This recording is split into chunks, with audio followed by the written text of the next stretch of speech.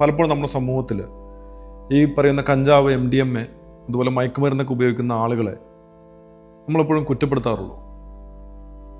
ശരിക്കും പറഞ്ഞാൽ ഇതൊക്കെ ഒരു വ്യക്തിയും ജനിക്കുമ്പോഴോ അല്ലെങ്കിൽ അവരുടെ ഒരു ലൈഫിൻ്റെ ഒരു സ്പാനിൽ പലപ്പോഴും ഈ പറയുന്ന കാര്യങ്ങളൊന്നും ഉപയോഗിക്കുന്നില്ല. അവർ ഇതിനകത്തേക്ക് വരുന്നത്, അതിൻ്റെ റൂട്ട് കോസ് എന്ന് പറയുന്നത് പല പല കാരണങ്ങളായിരിക്കും. അത് അവരുടെ കുടുംബത്തിനോ അവരുടെ ബന്ധുക്കൾക്കോ അവരുടെ ഫ്രണ്ട്സിനോ അവരുടെ പങ്കാളികൾക്കോ ഒന്നും കണ്ടെത്താൻ പറ്റത്തില്ല. അവരുടെ ഇൻറ്റേർണലി നടക്കുന്ന പ്രശ്നങ്ങൾ അവരുടെ മൈൻഡിൻ്റെ സ്റ്റെബിലിറ്റി നഷ്ടപ്പെടുത്തി കോൺസ്റ്റൻ്റ് ആയിട്ടുള്ള സ്ട്രെസ്സിലേക്കും ഒരു അരാജകത്വത്തിലേക്കും അതുണ്ടാക്കുന്ന മാനസിക വീർപ്പ് മുട്ടലാണ് പലപ്പോഴും ആളുകളെ ഇതുപോലുള്ള ഡ്രഗ് അഡിക്ഷനിലേക്കും മോശമായിട്ടുള്ള കാര്യങ്ങളിലേക്ക് കൊണ്ടെത്തിക്കുന്നത്.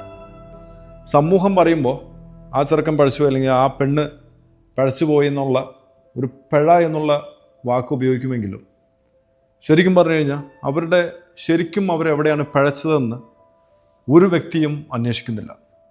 പലപ്പോഴും MDMA അടിക്കുന്ന വ്യക്തികൾക്ക് ഭയങ്കരമായിട്ട് സംസാരിക്കും, അവർ ഭയങ്കരമായിട്ട് ആക്റ്റീവായിരിക്കും, ആങ്സൈറ്റി ഉണ്ടാവും, അവരുടെ മൂവ്മെൻറ്റിൽ, അവരുടെ നടപ്പിലും പെരുമാറ്റത്തിലും അവരുടെ ജീവിത ശൈലിയിലൊക്കെ മാറ്റങ്ങൾ വരും. ചിലപ്പോൾ അവർ ഭയങ്കരമായിട്ട് ഉറങ്ങും, ചിലപ്പോൾ അവർക്ക് ഭയങ്കര തളർച്ച അനുഭവപ്പെടും, അവർ ഡിപ്രഷനിൽ പോകും. ഡ്രഗിൻ്റെ യൂസേജ് എന്ന് പറയുന്നത് പലർക്കും ഡിറ്റക്റ്റ് ചെയ്യാൻ പറ്റത്തില്ല, മാതാപിതാക്കൾക്ക് ഡിറ്റക്റ്റ് ചെയ്യാൻ പറ്റില്ല. കാരണം അവരുടെ ഉള്ളിലുള്ള ബോധം എന്ന് പറയുന്നത് എൻ്റെ മക്കൾ ഏറ്റവും പെർഫെക്റ്റാണ്, ഏറ്റവും നല്ല രീതിയിൽ ജീവിക്കുന്ന വ്യക്തിയാണെന്നുള്ളൊരു തോന്നലാണ്. അങ്ങനെ ഡിറ്റക്റ്റ് ചെയ്യാതെ മുന്നോട്ട് പോകുമ്പോഴാണ് പലപ്പോഴും ഇവർ അഡിക്ഷനിലേക്ക് പോകുന്നതും.